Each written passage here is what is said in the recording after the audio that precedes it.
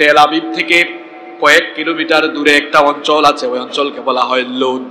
হাদিসের মধ্যে বলা হয়েছে এই শাম হচ্ছে সেই ভূমি। সাইয়েদনা ঈসা আলাইহিস সালাম আসার পরে ইমানদারদেরকে নিয়ে দাজ্জালকে তাড়া করবে, আর দাজ্জালকে তাড়া করার পরে এই শামের লুদ অঞ্চলে বাবেলুদের কাছে তিনি দাজ্জালকে কতল করবে। আল্লাহু আকবার। তাহলে এই শাম ফিলিস্তিনের এই অঞ্চল সম্পর্কে নবীজি কয়টা ভবিষ্যৎবাণী করেছেন? জোরে বলেন কয়টা? ফিলিস্তিনের এই ভূমি, এটা অত্যন্ত বরকতময় ভূমি। এই ভূমির ব্যাপারে নবী করিম সাল্লাল্লাহু আলাইহি ওয়াসাল্লাম 10টি ভবিষ্যৎবাণী করেছেন।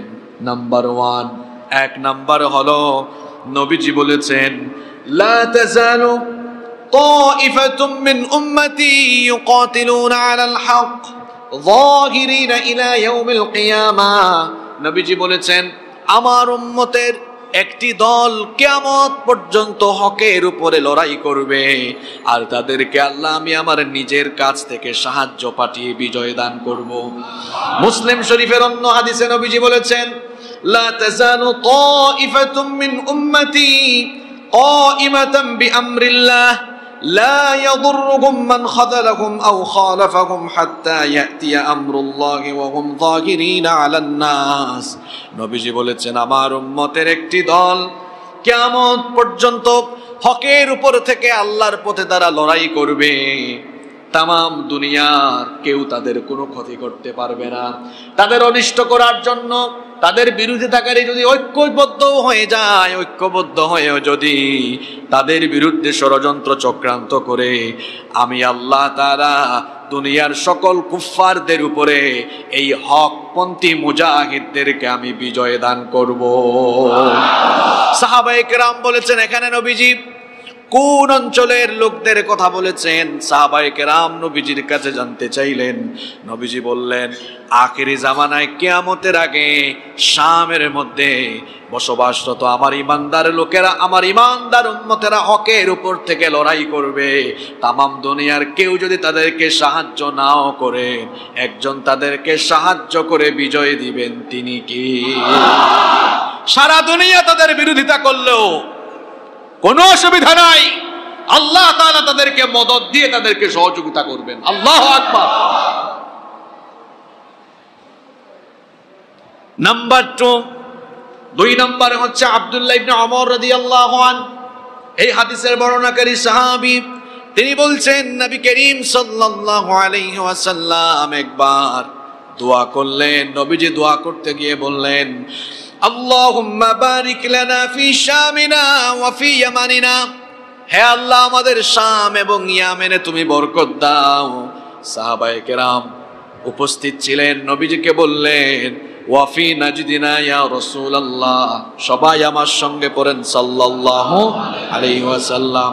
সাহাবায়ে কেরাম বললেন ওগো আল্লাহর রাসূল আপনি আমাদের নজদের জন্য দোয়া করেন। নবীজি সাহাবীদের কথায় কোনো কর্ণপাত করলেন না। নবীজি দ্বিতীয়বার আবার দোয়া করলেন আল্লাহুম্মা বারিক লানা ফি শামিনা ওয়া ফি ইয়ামানিনা, হে আল্লাহ আমাদের শাম এবং আমাদের ইয়ামেনে বরকত দাও। সাহাবীরা দ্বিতীয়বার বললেন ওয়া ফি নাজদিনা ইয়া রাসূলুল্লাহ সাল্লাল্লাহু আলাইহি ওয়াসাল্লাম, আমাদের নজদের জন্য আপনি দোয়া করেন। নবীজি দ্বিতীয়বারও কোনো কর্ণপাত করলেন না। তৃতীয়বার আবার নবী দোয়া করলেন আল্লাহুম্মা বারিক লানা ফি শামিনা ওয়া ফি ইয়ামানিনা, হে আল্লাহ আমাদের শাম এবং ইয়ামেনে তুমি বরকত দাও। সাহাবীরা তৃতীয়বারও বললেন ওয়া ফি নাজদিনা, হে আল্লাহর নবী আপনি আমাদের নজদের জন্য দোয়া করেন। নবীজি বললেন আমি শামের জন্য দোয়া করেছি, নজদের জন্য দোয়ার জন্য করলাম না। এর আগে বলি নজদ কোন অঞ্চলকে বলা হয়? মুহাদ্দিসিনে কেরাম হাদিসের ব্যাখ্যায় বলেছেন নজদ দ্বারা এখানে দুটো অঞ্চল উদ্দেশ্য হতে পারে। এক নম্বর ব্যাখ্যায় তারা বলেছেন ইরাকের নজদ, 2 নম্বর ব্যাখ্যায় কোন মুহাদ্দিস বলেছেন সৌদি আরবের উঁচু অঞ্চল হিজাজকে বলা হয় নজদ। এই দুটো অঞ্চলের কোনো একটা নবীজি নজদের জন্য দোয়া করলেন না। নবীজি বললেন তার কারণ হলো হুনাকা জারাজিল ওয়াল ফিতান ওয়া বিহা ইয়াতলু করনুশ শাইতান। নবীজি বললেন নজদের মধ্যে ভূমিকম্প হবে, কিয়ামতের আগে ফিতনা ছড়াবে, এমনকি শয়তানি কর্মকাণ্ড কিয়ামতের আগে সেখানে শুরু হবে। নবীজির ভবিষ্যৎবাণীর বাস্তবায়ন শুরু হয়েছে। দেখেন আজকের সৌদি আরবে নাইট ক্লাব চালু হয়েছে, আজকের সৌদি আরবে হালাল সিনেমা হল চালু হয়েছে, আজকের সৌদি আরবে অশ্লীলতা বেহায়াপনা শুরু হয়েছে। এগুলো কিয়ামতের আলামত। নবীজি শামবাসীর জন্য দোয়া করেছেন, কারণ শামের লোকেরা আল্লাহর পথে লড়াই করবে। নাম্বার 3 নম্বর হচ্ছে নবীজি বলেছেন, আবু দাউদ শরীফে হাদিস বর্ণিত হয়েছে, নবীজি বলেছেন ইযা রাআইতাল খিলাফাতা ক্বাদ নাযালাতিল আরদাল মুকাদ্দাসা। নবীজি বললেন যখন তুমি দেখবে পবিত্র ভূমিতে খেলাফত অবতরণ করবে, অর্থাৎ পবিত্র ভূমিতে যখন খেলাফত প্রতিষ্ঠিত হবে তখন কিয়ামত হয়ে যাবে। এর মানে হলো আল্লাহর নবী বলেছেন যে শামের মুসলমান এখন মার খাচ্ছে, যে ফিলিস্তিনের মুসলমান এখন মার খাচ্ছে, ইমাম মাহদিকে আল্লাহ অচিরেই পাঠাবেন, আর ইমাম মাহদির হেডকোয়ার্টার হবে এই শাম অঞ্চল।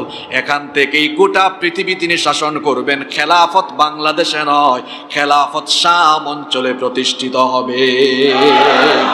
আজ পশ্চিমা সহ গোটা বিশ্বের কুফফার শক্তি, গোটা বিশ্বের কুফফার শক্তি ইসরায়েলের ইহুদিদেরকে সাপোর্ট করছে আর গাজাবাসীদের নিপীড়নে চুপ থাকছে।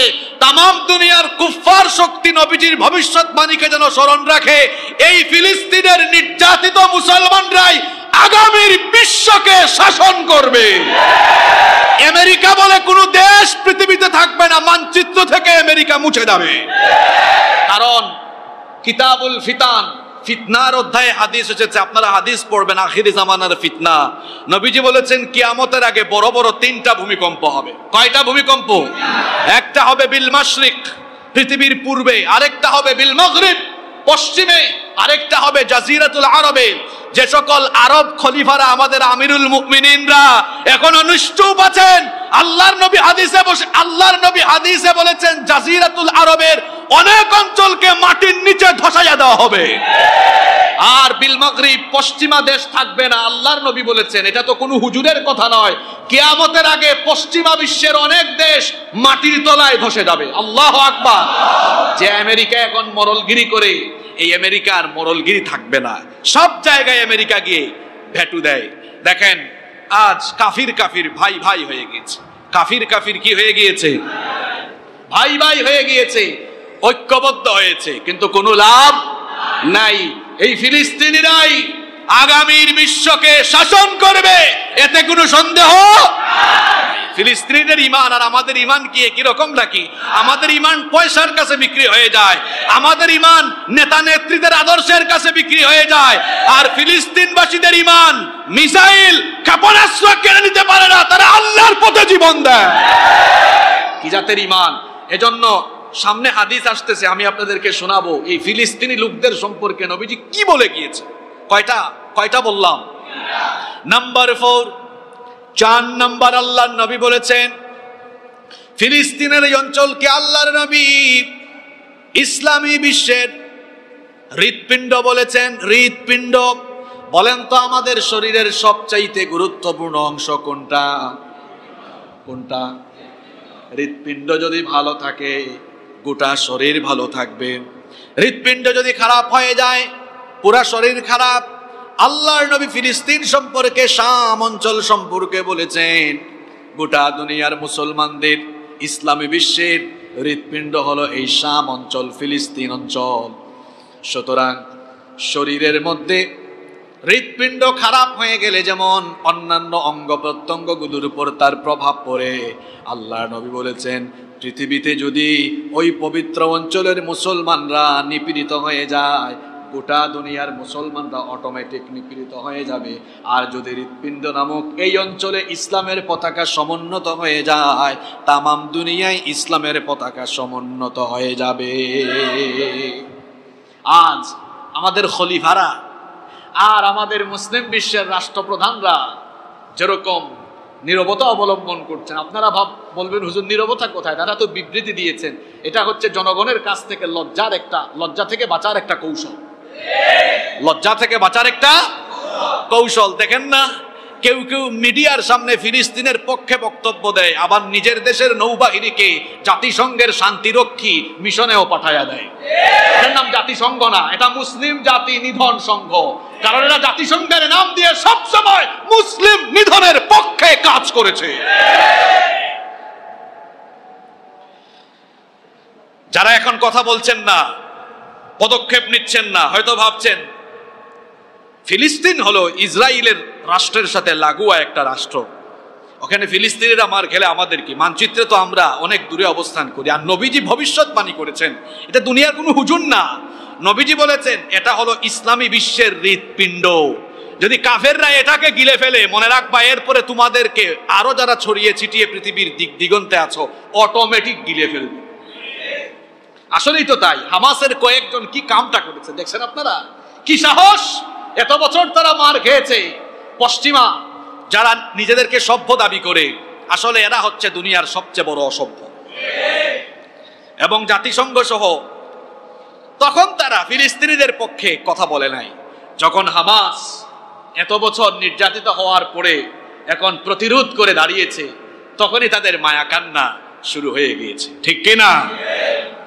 সম্মানিত ভাইয়েরা, সম্মানিত মুসল্লিবৃন্দ, তাহলে নবী করিম সাল্লাল্লাহু আলাইহি ওয়াসাল্লাম এই শাম তথা ফিলিস্তিন অঞ্চলকে ইসলামী বিশ্বের কি বলেছেন? কি বলেছেন? হৃৎপিণ্ড বলেছেন। নাম্বার 5 নম্বরে হচ্ছে নবীজি বলেছেন কিয়ামতের আগে এই শাম অঞ্চল থেকে একটা আগুন বের হবে। আল্লাহর নবী বলেছেন, এটা মুসনাদে আহমদ এবং তিরমিজি শরীফে হাদিস বর্ণিত হয়েছে। নবীজি বলেছেন সাতাখরুজু নারুন ফি আখিরিজ জামান, আখিরি জামানায় একটা আগুন বের হবে মিন হাদারামাউত, হাদারামাউত অঞ্চল থেকে। হাদারামাউত অঞ্চল হলো শামের অন্তর্ভুক্ত। সেখান থেকে একটা আগুন বের হবে। ওই আগুন বের হওয়ার পরে কি হবে? এবার সাহাবীরা বললেন, ওগো আল্লাহর নবী, যখন শামের অঞ্চল থেকে আগুন বের হবে তখন আমরা কি করব? আল্লাহর নবী বললেন, ফালাইকুম বিশাম, তখন তোমরা শাম অঞ্চলে গিয়ে আশ্রয় গ্রহণ করবা। এই শাম অঞ্চলের ব্যাপারে নবীজি আরো বলেছেন, নবীজি বলেছেন এই শামের অঞ্চল ফিলিস্তিনের অঞ্চল হবে হাসরের মাঠ। সুবহানাল্লাহ। এরপরে 7 নম্বর আল্লাহর নবী বলেছেন তুবা লিশ-শাম, শামবাসীর জন্য সুসংবাদ। সাহাবীরা জিজ্ঞেস করলেন, মা বালুশ শাম, ওগো আল্লাহর নবী, শামবাসীদেরকে আপনি সুসংবাদ কেন দিলেন? আল্লাহর নবী তখন বললেন, এর কারণ হলো এই ভূমিটা এত পবিত্র, এত বরকতময়। আল মালাইকাতু বাসিতু আজনিহাতিহা আলা শাম, কারণ হলো আল্লাহর রহমতের ফেরেশতারা এই শাম অঞ্চলের জমিনের মধ্যে রহমতের বিছানা, রহমতের ডানা বিছায়া রাখে।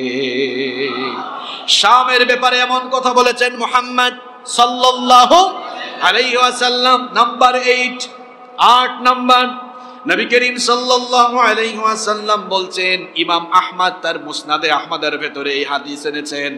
নবী করিম সাল্লাল্লাহু আলাইহি ওয়াসাল্লাম বলছেন, বাইনানা আনা নাইমুন ইযা রাআইতু উমুদাল কিতাব ইহতুমিলা মিন তাহতি রাসি। আল্লাহর নবী বললেন, আমি একবার ঘুমন্ত ছিলাম, আমি ঘুমের মধ্যে স্বপ্ন দেখলাম আমার মাথার নিচ থেকে আল্লাহর কিতাবকে সরিয়ে নেওয়া হলো। ফাযানানতু আন্নাহু মাযহুবুন বিহি ফাআতবাহু বাসারি, আমি নজর করতে লাগলাম এটাকে নিয়ে কোথায় যাওয়া হয়।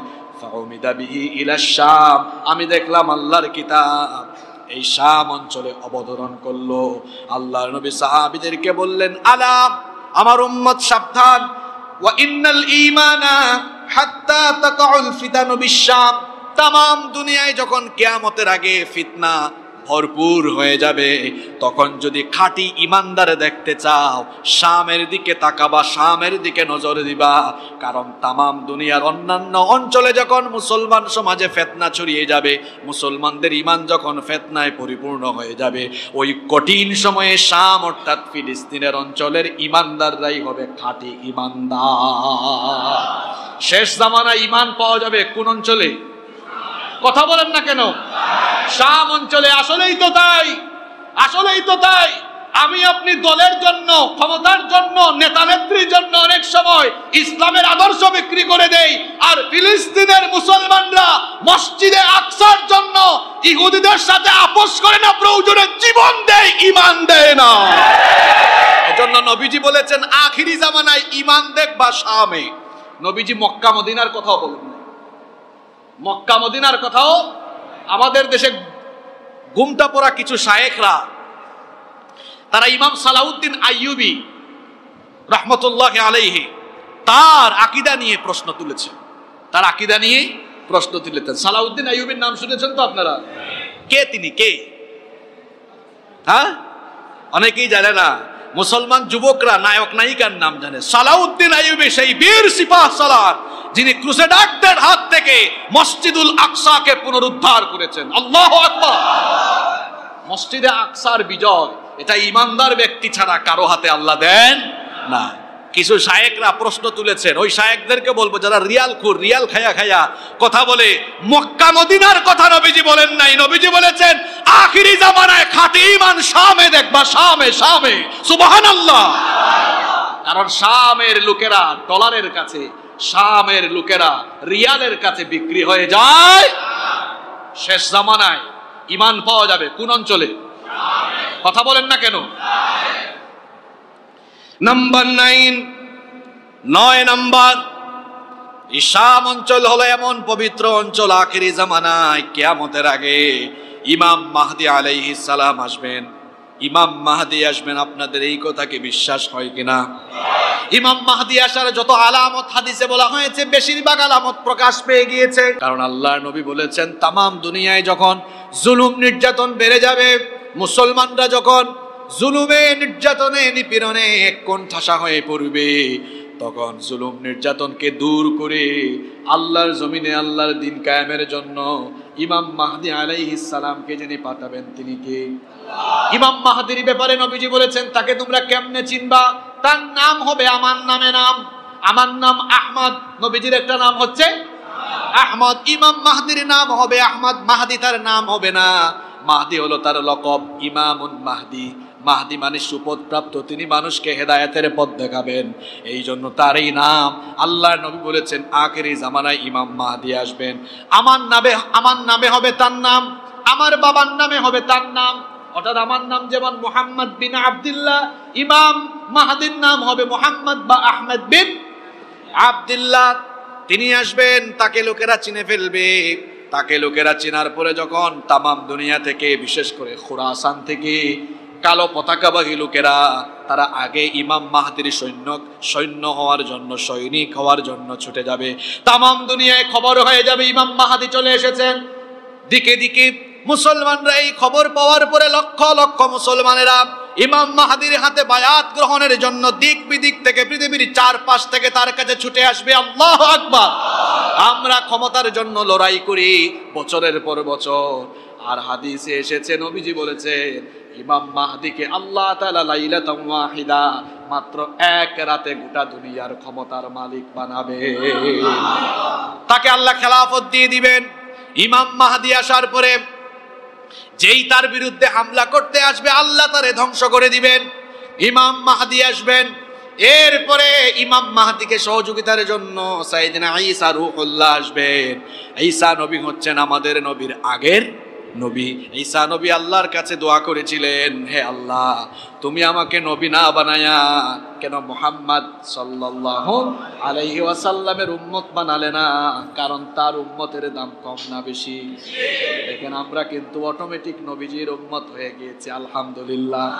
অথচ অন্যান্য নবীরা আমাদের নবীর উম্মত হওয়ার জন্য, নবী হয়েও তারা আমাদের নবীর উম্মত হওয়ার জন্য তামান্না পোষণ করেছেন। ঈসা আলাইহিস সালাম আল্লাহর কাছে তখন দোয়া করলেন, আল্লাহ তাআলা ঈসা নবীর দোয়া কবুল করলেন। ঈসা নবীকে খ্রিস্টানরা তারা আকীদা পোষণ করে, বিশ্বাস করে যে শুলে চড়ায়া ঈসা নবীকে দুনিয়া থেকে বিদায় করা হয়েছে। আসলে ওইটা ঈসা ছিলেন না, ওইটা ছিলেন মিসা। খ্রিস্টানরা আছে মিসা নিয়ে, আমরা আছি ঈসা নিয়ে। কারণ ঈসা আলাইহিস সালামের চেহারার রূপ ধারণ করায়া আরেকজনকে তারা হত্যা করেছে, তারা মনে করেছে ওইটা ঈসা। ওইটা কি আসলে ঈসা না মিসা? ঈসা আলাইহিস সালামকে আল্লাহ আসমানে উঠায় নিয়েছেন। ঈসা নবীর দোয়া আল্লাহ কবুল করেছেন, এই জন্য আখিরি জামানায় ঈসা নবীকে আল্লাহ তাআলা আমাদের নবীর উম্মত বানায়া পাঠাবেন দাজ্জালের হত্যার জন্য। সুবহানাল্লাহ। ঈসা আলাইহিস সালাম এবং ইমাম মাহদি আলাইহিস সালামের হেডকোয়ার্টার হবে, তাদের অফিস হবে, গোটা দুনিয়ায় খেলাফত চালু হয়ে যাবে। হেডকোয়ার্টার বাংলাদেশে হবে না, সৌদি আরবে হবে না, হেডকোয়ার্টার হবে যে অঞ্চলে, সেই অঞ্চলের নাম হচ্ছে শাম। সেই অঞ্চলের নাম হলো, সেই অঞ্চলের নাম হবে শাম। ইমাম মাহদি আলাইহিস সালামের ইমামতিতে ফজরের নামাজ শুরু হয়ে যাবে। শাম অঞ্চলের সিরিয়ার দামেস্কের পূর্ব দিকের একটা সাদা গম্বুজওয়ালা মসজিদে ঈসা আলাইহিস সালাম দুইজন ফেরেশতার কাঁধের উপর ভর করে, ডানার উপর ভর করে তিনি ওই মসজিদের গম্বুজের উপরে অবতরণ করবেন। তারপরে লোকেরা ঈসা আলাইহিস সালামের দিকে তাকায় দেখবে চুল দাড়ি থেকে টপ টপ করে পানি পড়ছে, মনে হবে যেন মাত্র গোসল করে, মাত্র ওযু করে এসেছেন। ইমাম মাহদি তাকে দেখেই চিনে ফেলবেন। ইমাম মাহদি বলবেন, আসেন আপনি নামাজের ইমামতি করেন। ঈসা আলাইহিস সালাম বলবেন, না, আপনি হচ্ছেন মুসলমানদের খলিফা, আপনি ইমামতি করবেন, আমি মুক্তাদি হব। নামাজ আদায়ের পরে ঈসা নবী ইমানদারদেরকে সাথে নিয়ে দাজ্জালকে হত্যা করার উদ্দেশ্যে রওনা হবেন। তাহলে আমরা বুঝলাম শাম হলো এমন পবিত্র অঞ্চল, আগামী দুনিয়ায় বিশ্বকে মুসলমানরা শাসন করবে, আর হেডকোয়ার্টার বাংলাদেশ সৌদি আরব নয়, হবে। আর জুড়ে বলেন। 10 নম্বর এই শামের ব্যাপারে নবীজি ভবিষ্যৎবাণী করেছেন, এই শাম অঞ্চলেই দাজ্জালকে হত্যা করা হবে।